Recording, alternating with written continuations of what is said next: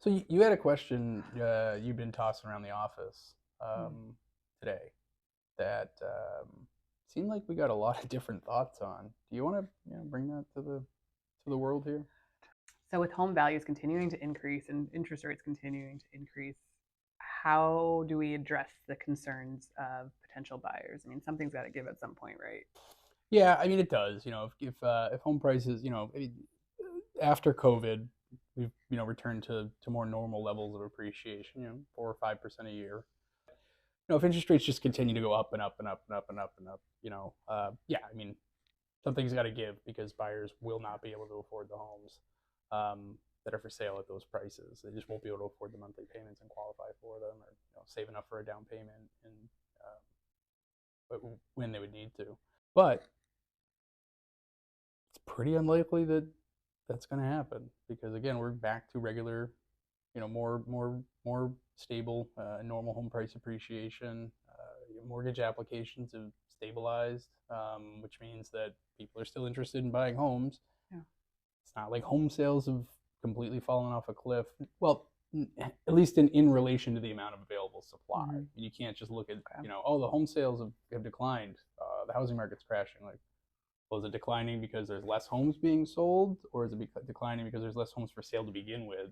So just there's less. Of course, there's going to be less homes for sale, or excuse Mm-hmm. me, there's going to be less home sales when less homes were ever available to be sold or purchased. So, but it's pretty. I mean, it's pretty unlikely that interest rates will continue to just climb and climb and climb. We hope. Yeah, I mean, there's a reality to this that we can't predict the future. Mm-hmm. We can take the information that we're given by the Federal Reserve. We can do our own due diligence and research. But they've got the top economists and academics of economics Mm-hmm.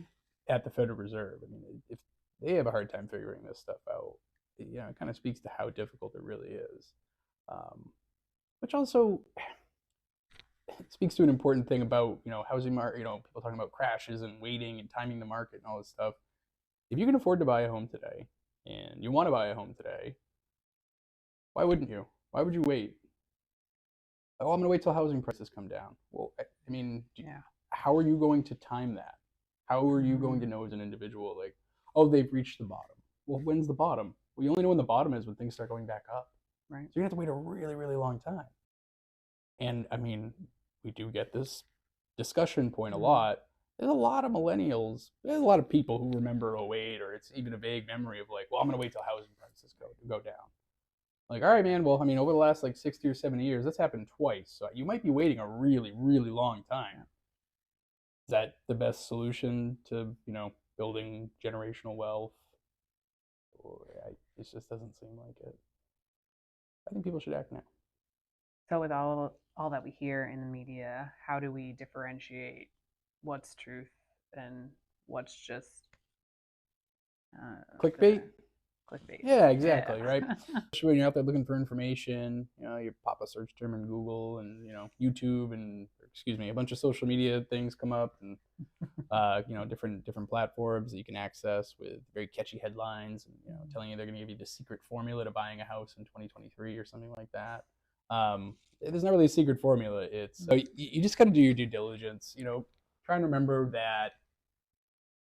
Try and remember the old news adage of if it bleeds, it leads, which really just means that like human beings can't look away from a car wreck.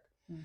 We love things that are just going badly. So of course, the housing market's going to crash. Like people go, oh my God, you want to see what's going to happen.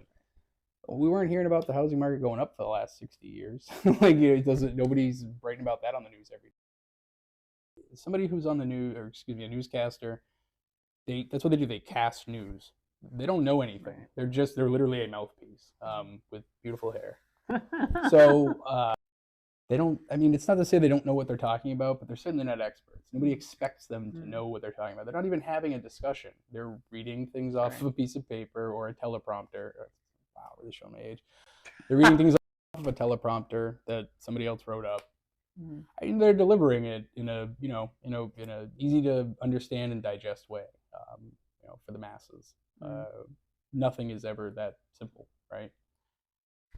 So why would housing be? So is there going to be a balance at some point? Are buyers ever going to have some of that leverage back? I mean, yeah, eventually. They're already experiencing some. They're not giving up as much. They may not feel. They may not feel like they have power, and they don't. I mean, it's definitely more of a seller's market still. But they don't have to give up as much. We're not here. It's not every single transaction that inspections are being waived. It's not every single transaction, or excuse me, every single open house has a line out the door. It's not every single offer that's $25,000-$50,000 over asking. Does it still happen? Yes. Not everything like it was not so long ago. But also important to remember that balance is rarely achieved for very long. It's usually, I mean, in this instance at least, that's something that you would go through, right? Because you're going to be, for the most part, either in a buyer or seller's market. There will be short periods of balance, but I mean, it's really just that intermediate period as you transition into the other market. So, it's supply and demand, and interest rates dictate those kinds of things, and a lot of other complicated stuff that we're not going to get into. So, demographics, populations. Teaser. For next time.